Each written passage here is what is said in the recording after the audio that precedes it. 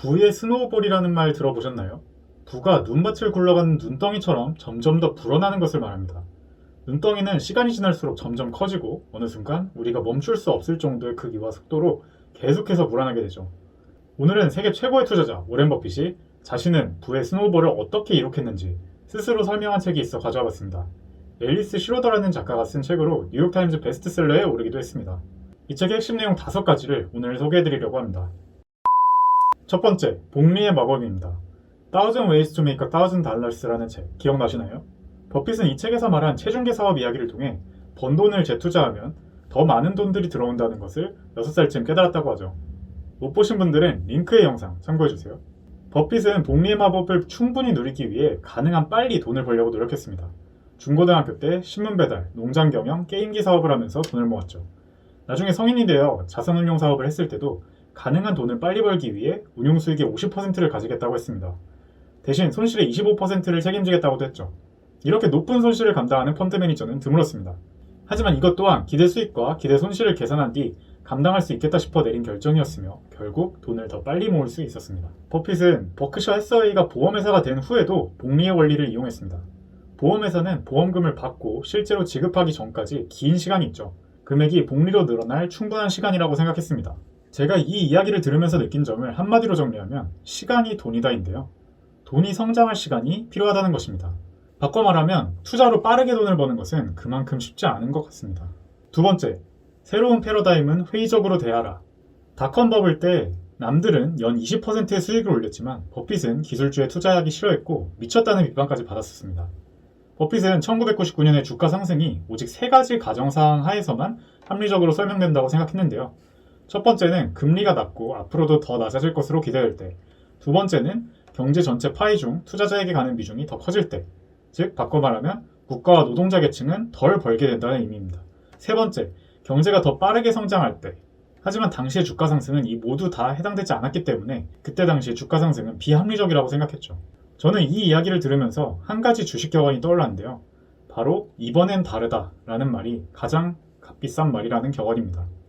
군중 심리가 아닌 스스로 내면의 판단에 의해 투자할 수 있어야 한다는 것을 다시 한번 느낍니다. 세 번째, 당신이 유능한 분야에 머물러라. 워렌 버핏은 자신의 성공이 슈 버튼 컴플렉스를 피한 데 상당 부분 기인했다고 말했습니다. 신발에 붙이는 단추를 만드는 사람이 신발 단추 시장이라는 작은 틈새 시장에서 성공했다고 해서 다른 분야까지도 잘할 수 있을 것으로 스스로 착각하는 현상인데요. 버핏은 기술주에 투자하지 않았던 이유 중 하나로 내 머리의 한계를 넘어서는 기술이라는 것이 투자 의사결정에 중요한 영향을 미치는 기업엔 투자하지 않겠다라고 했죠. 또 할아버지의 꿈을 따라 섣불리 작가가 되지도 않았습니다. 잘 아는 분야에 투자하라는 격언은 버핏뿐 아니라 다른 여러 유명 투자자들도 조언한 바 있는데요. 일하고 있는 산업에 속한 기업이나 사는 나라에 관련한 주식을 사라는 말이었죠. 저는 개인적으로 이 부분에 대해서는 일부 동의하지 않습니다. 모르는 분야는 공부해서 알면 된다고 생각하거든요. 요즘은 유튜브를 포함해서 정보가 너무나 많고 그중에서 꽤 괜찮은 정보도 많기 때문에 배움은 사실 의지에 달려있다고 생각합니다. 그리고 내가 사는 국가의 기업이라는 이유만으로 잘 안다고 생각하지만 실제로는 잘 모르는 경우들도 많죠. 네 번째, 안전마진을 이용하라. 안전마진의 개념은 벤자민 그레이엄과 데이비드 노드에게 배운 것인데요. 우리의 판단은 에러가 있을 가능성이 있으므로 판단이 조금 틀렸을 경우를 대비하여 더 안전한 가격에서 매수를 하라는 말이었죠. 예를 들면 $40가 적정 주가라고 생각하더라도 $30가 될 때까지 기다렸다 사라는 말입니다. 버핏은 실제로 안전마진이 없다고 판단되면 모든 사람들이 들어가는 버블장에서도 들어가지 않았다고 합니다. 버핏이 항상 강조한 잃지 않는 투자와도 관련이 있겠네요. 마지막 5번째, 톨 브릿지와 같은 회사를 사라. 여기서 톨 브릿지라는 건 톨비를 걷는 다리를 말합니다.